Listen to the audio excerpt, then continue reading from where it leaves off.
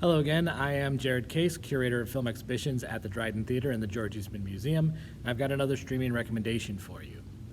One of the things that we love to do with our programming here at the Dryden is to present films that are in conversation or are inspired by some of the photography exhibitions that we have on view. And although we haven't been able to open the Dryden this fall, there is an exhibition going on right now and on view until January 3rd, 2021, that really sparked some great ideas in the programming here at the Dryden. So although we aren't able to bring it to you in person, we're bringing you recommendations that you can use to watch at home. That exhibition is called Choreograph. It is a series of photographs by James Welling, and he's chosen the title of Choreograph for this series very deliberately. Not only does it have a connection to the word photograph, choreograph is drawing with space, photograph is drawing with light, but it also speaks to the content of these pieces. Generally, they feature dance in some way, as well as architecture and landscape, and they are layered with specific coloring to give it a very dense feel of movement within a specific space. And this got me thinking about the long tracking shot, or the oneer.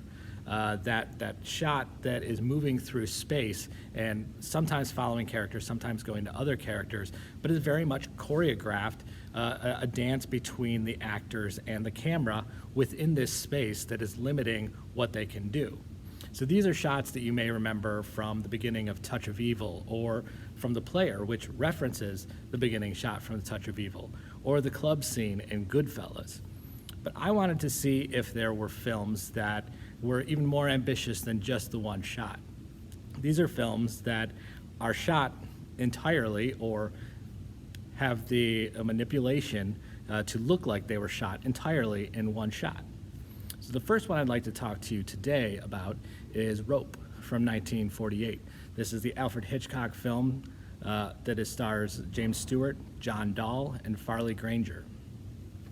Inspired by the Leopold and Loeb crimes and based on the play by Patrick Hamilton, it's about two college friends, Philip and Brandon, who decide to enforce their superiority by killing their friend David, and then having a party where the body is hidden so that they can really show their superiority to other members of the human race by being people that can not only commit murder and have that within them, but also to get away with it.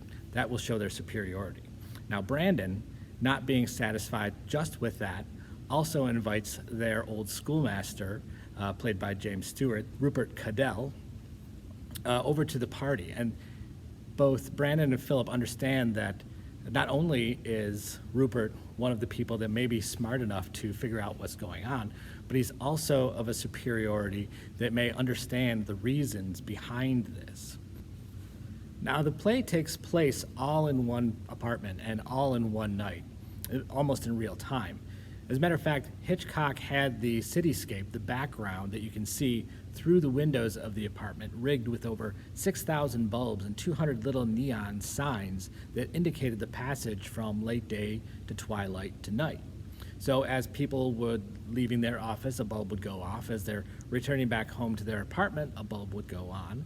And the little neon signs would indicate that the nightlife was starting to burgeon outside of this apartment building, and you could see it from the set through those windows. Hitchcock wanted to maintain the immediacy and feel of the tension that the play brought about. The fact that you couldn't look away, that it was all continuing, that and he thought that any cut that you would make in editing would give you a little bit of a breath, and he wanted to keep that tension as high as he could. So he wanted to do as much of it in single shots as he could. So the film is constructed of 10 single shots, 10 of these tracking shots that he uses to go around the apartment and interact with the characters. Now, because he didn't have the ability to have an entire film in his camera as he's trying to do this, he didn't have the ability to try to do it all in one shot. So what he would do with some of those real changes is that he would go to a dark space and pick up in a dark space the next time so that it looked like there was no cut, but it was seamless from one shot to the next. Now, what he had in the camera was a 1,000-foot reel. At 90 feet per minute, as the film goes through the camera, you get a little over 10 minutes of film for each one of these. So the longest shot in the film is a little over 10 minutes, and each one of these are stitched together. And when it was built up onto reels that went out into the theater, it was 2,000-foot reels. So in the middle of this, this would hold 2 reels of film, and in the middle of that, you would have the little transitions where it goes to somebody's suit coat or to a dark area, and it would look very seamless.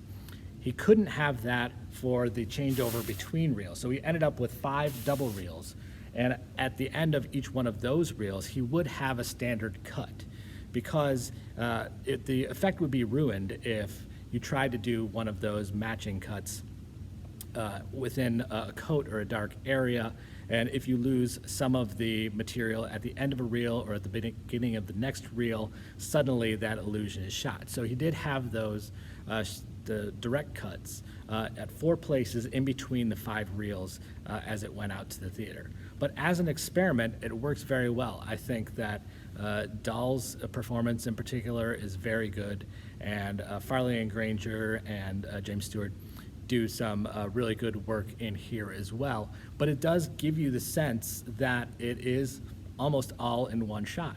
And it does maintain that tension as the battle of wits is going on between Stewart and the 2 college students. So if you have Peacock Premium, you can stream this yourself. Otherwise, the film is for rent on many of the standard places you can find it, whether it's Google Play or Apple or Vudu. This is the first one. I've got 2 more of these movies shot in a oneer. And please come back for more of those recommendations, and we'll see you again next time.